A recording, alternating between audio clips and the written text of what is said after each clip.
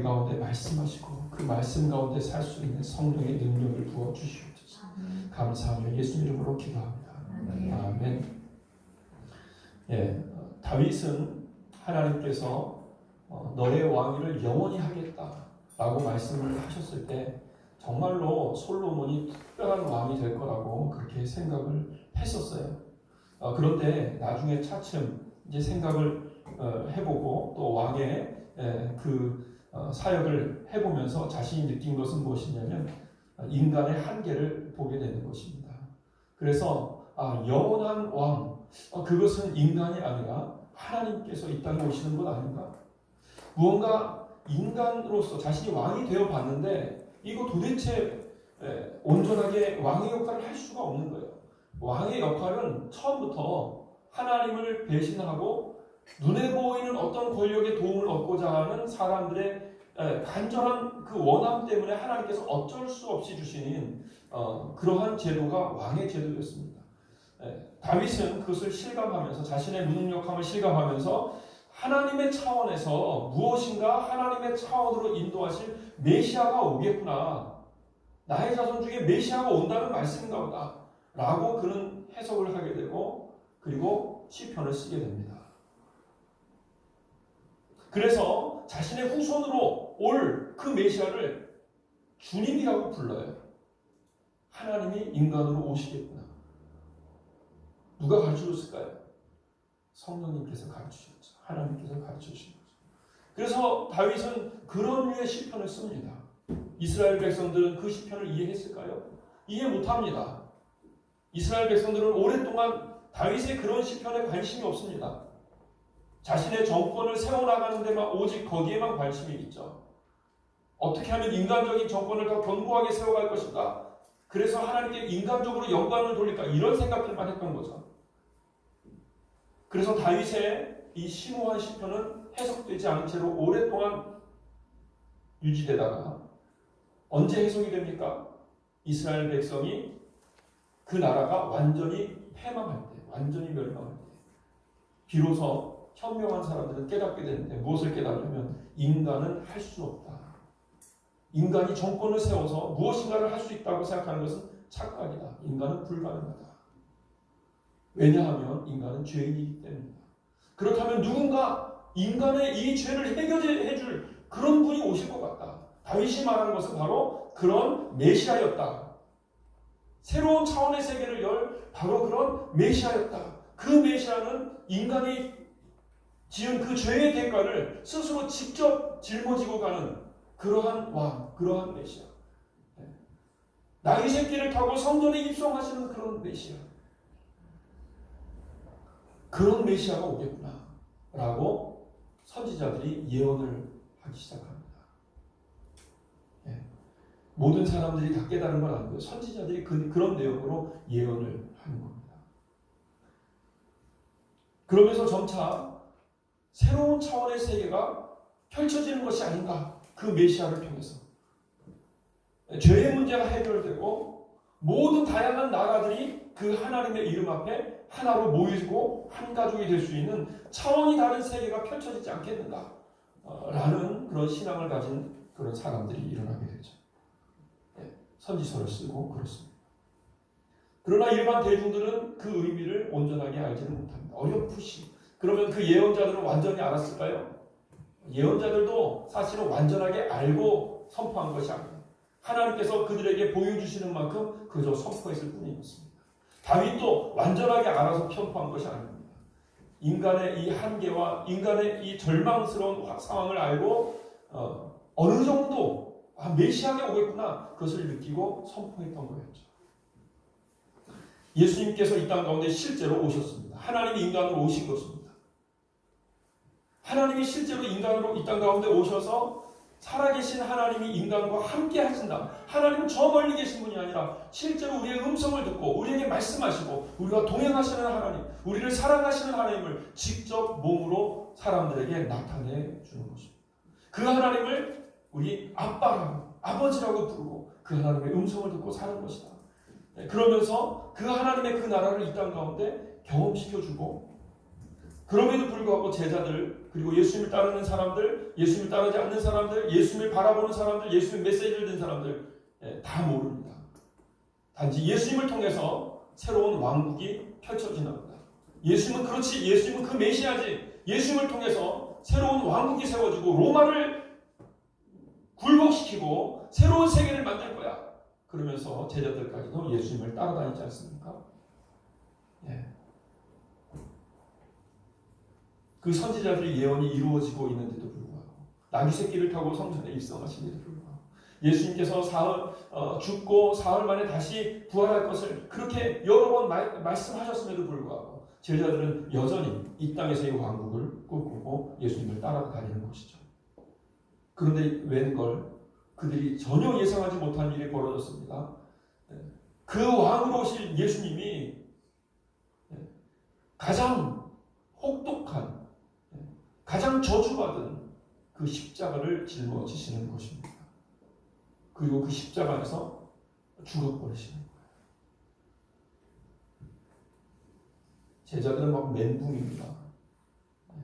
절망에 절망에 절망을 빠져서 어떻게 될지 몰라서 당황합니다.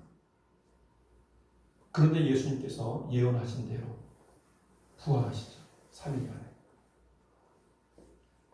실제로 일어난 일입니다. 예수님이 부활하셨습니다. 인간의 몸, 새로운 인간의 몸을 입고 부활하셨어요. 인간과 똑같이 교제합니다. 우리와 함께 사랑을 나눴던 모든 사랑의 그 경험들을 다 그 몸으로 가지고 계세요. 사랑했던 그 사건들을 몸에 다 그 흔적이 있어요. 십자가의 흔적도 있고, 물론 다 완전하게 치료된 모습이었지만 그 흔적이 다 있는 그 사랑의 사건을 몸에 그대로 가지고 계신 그 모습으로 나타나십니다. 시간과 공간을 초월해서 나타나시고 같이 먹고 또 대화 나누시고 그렇게 하시는 예수님, 그 부활의 예수님 우리에게 보여주십니다. 비로소 제자들이 깨닫습니다. 다윗이 말하는 것은 새로운 차원의 세계의 부활이구나. 선지자들이 말했던 것, 이사야가 말했던 것, 예레미야가 말했던 바로 그 메시아는 새로운 차원을 여시는 메시아를 말합니다. 결국 인간이 이 땅 가운데 태어난 이유는 무엇이에요? 그 새로운 차원으로 나아가기 위해서, 불완전한 이 땅 가운데 태어나서 새로운 세계로 새롭게 태어나기 위해서. 그래서 우리가 이 땅 가운데 사는 거구나.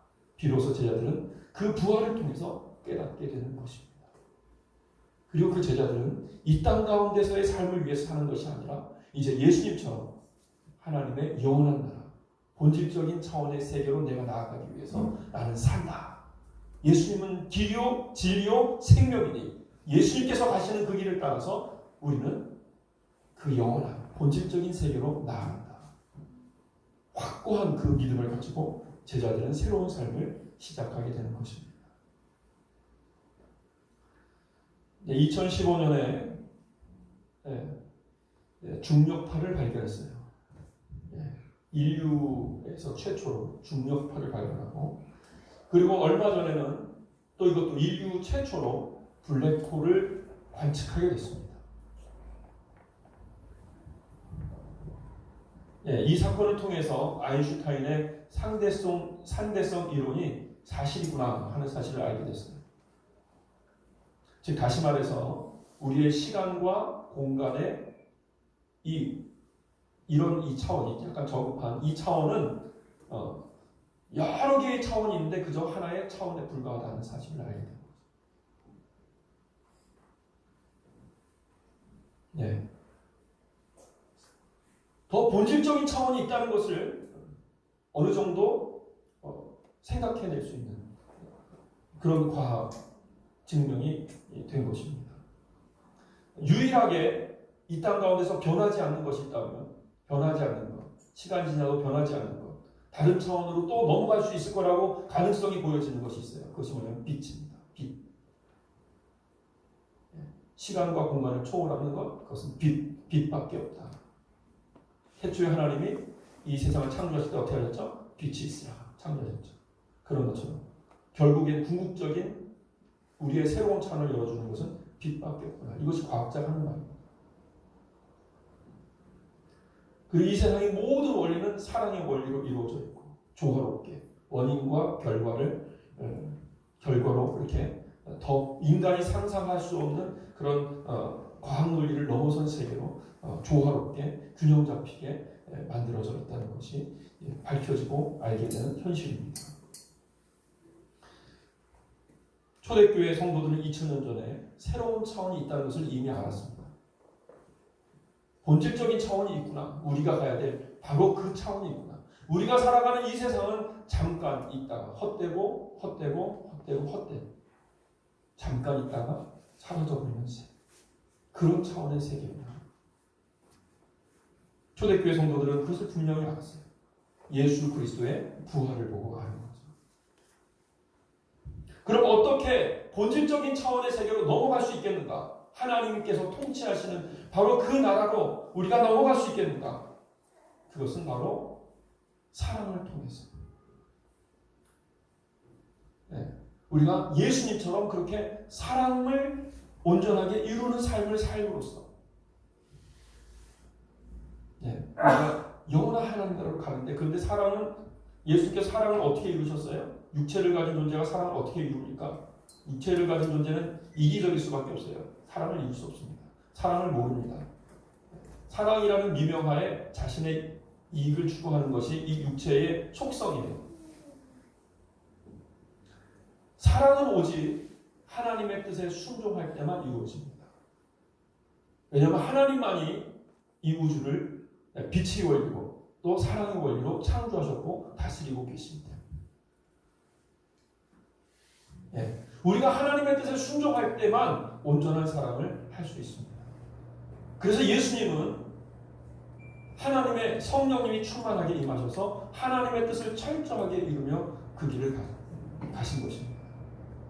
십자가에서 죽으실 때 그것이 이 온 인류를 구원할지 어떻게 알았습니까, 여러분? 하나님께서 그렇게 계획을 세우셔서 그 원리를 짜놓으셨고 예수님은 그 길을 가신 거예요. 그래서 예수 그리스도의 그 십자가의 그 사랑이 지금도 온 인류를 구원하는 사랑의 핵심 원리가 된 것입니다. 그럼 우리는 어떻게 합니까? 예수님만 따라서 가면 돼요. 예수님이 그렇게 하신 것처럼 우리도 회개하고 성령님을 구하고 예수의 이름으로 성령님이 임하시고 간절히 원합니다. 순종하며 사랑하는 삶을 살기를. 사랑하는 사람은 대가를 바라지 않는 삶. 사랑하는 삶은 끝까지 사랑하고 그리고 희생하는 삶이에요. 저는 여러분 모두가 다 이 사랑을 이루는 여러분까지 간절히 바랍니다. 어떻게 해요? 하나님의 뜻에 순종하고 하나님의 뜻에 순종함으로 사랑을 완성하면 우리가 하나님의 나라에 있을 때 하나님의 나라에서 왕같은 제사장 하나님과 함께 온 천하 만물을 그 사랑과 빛의 원리로 다스리게 되는 것입니다. 어떻게 이룬다고요? 하나님께 우리 삶을 드리고 성령이 임하시고 이루는데 여기서 절대적으로 필요한 것이 있어요. 믿어야 돼요. 바로 이러한 현실, 우리가 살고 있는 이 좁다란 현실이 아니라 더 본질적인 근본적인 차원의 세계의 사고를 가지고 믿어야 돼요. 하나님이 이 온 우주와 만물을 그리고 여러 다양한 차원의 모든 세계를 통치하시는 하나님이 계시는데, 정의롭게 그 사랑으로 통치하시는 분이 계시는데, 그분이 바로 나를 선택하셨고 나를 사랑하시고 나를 부르신다는 거죠. 그래서 이 땅 가운데 2000년 전에 오셨다는 거죠. 그리고 나의 죄를 위해서 죽으시고 그리고 나를 영원한 주님의 나라로 인도하신다는 거잖아요. 그걸 믿는 거예요. 그래서 우리의 삶을 주님 앞에 드리기만 한다면, 그냥 믿기만 하면 누구나 다 그 길을 가게 되고 하나님의 그 영원한 나라에서 하나님과 함께 통치하는 자가 된다는 것입니다. 아멘. 초대교회 성도들은 정말로 믿었습니다. 그래서 그들은 지금 당장의 눈앞에 보이는 환경과 상황의 지배를 받지를 않았어요. 정말 힘들었죠. 초대교회 성도들은 정말 힘들었습니다. 그러나 그것이 그들에게 큰 문제가 되지 않은 것은 정말로 그들이 믿었기 때문에.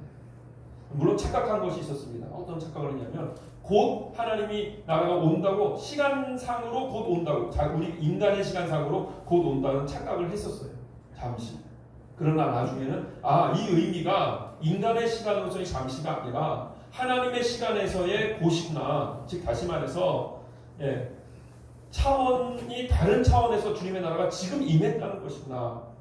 그래서 예수님의 십자가의 사건이 과거와 현재와 미래를 통합한 시간 개념에서 하나님의 십자가의 사건이어서 모든 사람들의 이 하나님 앞에 회개한 모든 자들의 죄를 용서하시는 것이구나 라는 사실을 비로소 깨닫게 됩니다.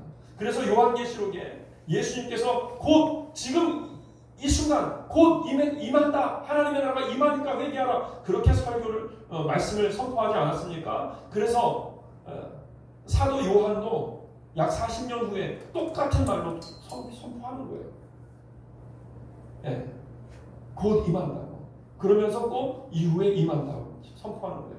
왜냐하면 하나님의 임재는 인간이 생각하는 시간의 차원이 아니기 때문에 더 본질적인 시간의 차원이기 때문에.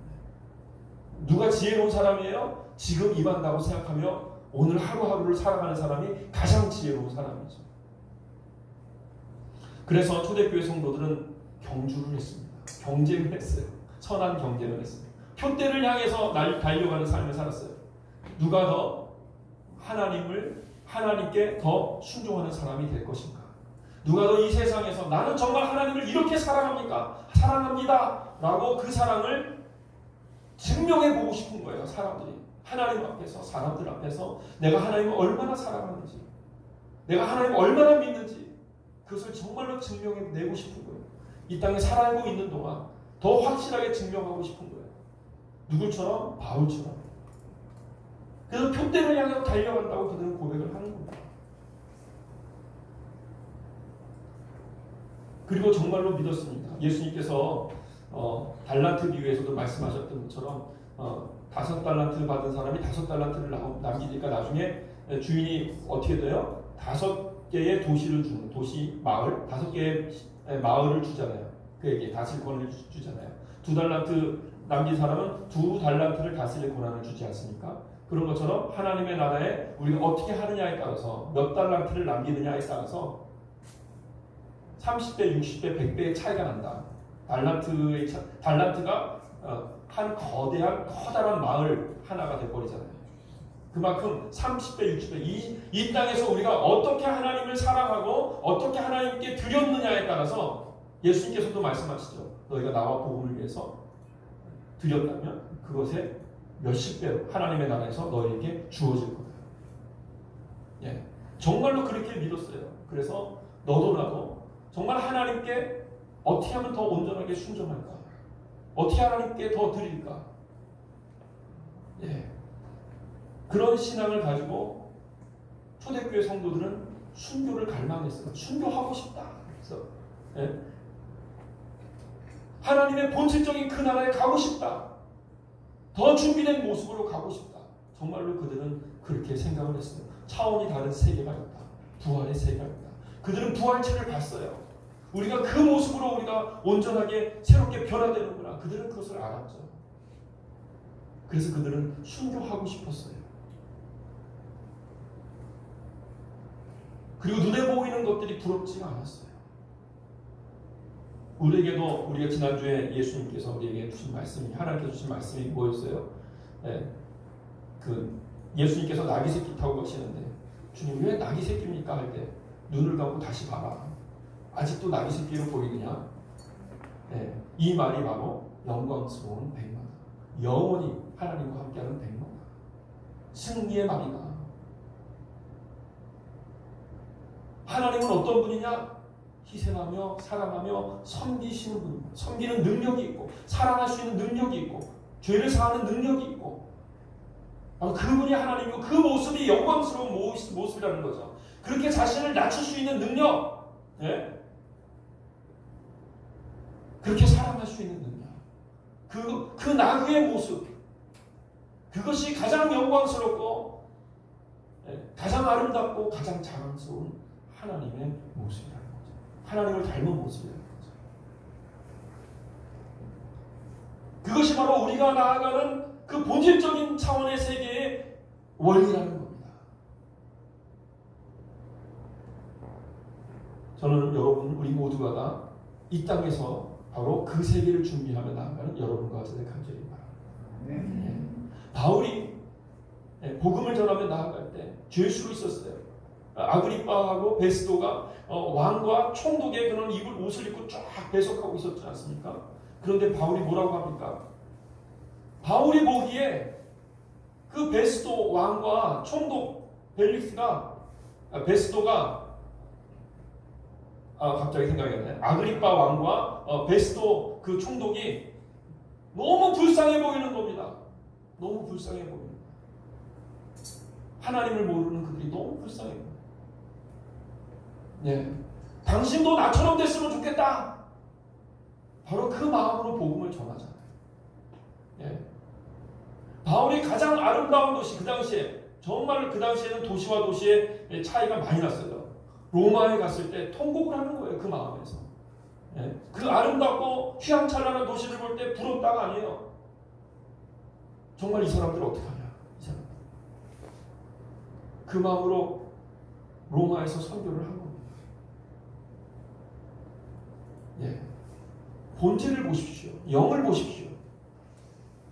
외모를 보지 마시고. 그것이 바로 본질적인 하나님의 그 차원의 그 세계의 원리입니다. 아멘. 예, 시간에 우리 다 같이 기도합시다. 예수께서 부활하시고 부활의 세계가 있음을 우리에게 분명하게 알려주셨습니다. 그 나라를 향해서 나아가는 길은 사랑하는 길. 어떻게 사랑하느냐? 하나님의 뜻에 철저하게 순종하는 사람들이 사랑하는 것입니다. 그렇게 철저하게 순종하며 사랑하기 위해서, 사랑을 위해서 우리의 생명을 주님 앞에 올려드리는 그러한 우리의 인생이 되게 하여 주시옵소서. 같이 기도하시겠습니다. 할렐루야.